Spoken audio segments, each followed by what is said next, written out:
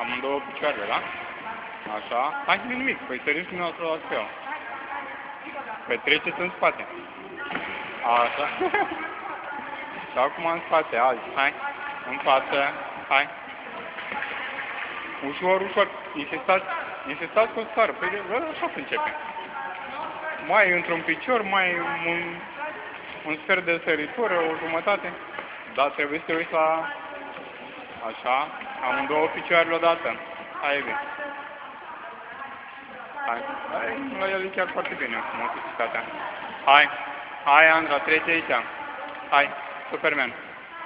Mă măcar să pășească, el nu știu cât o stare. E mai greu la el. Hai. Trebuia să sari.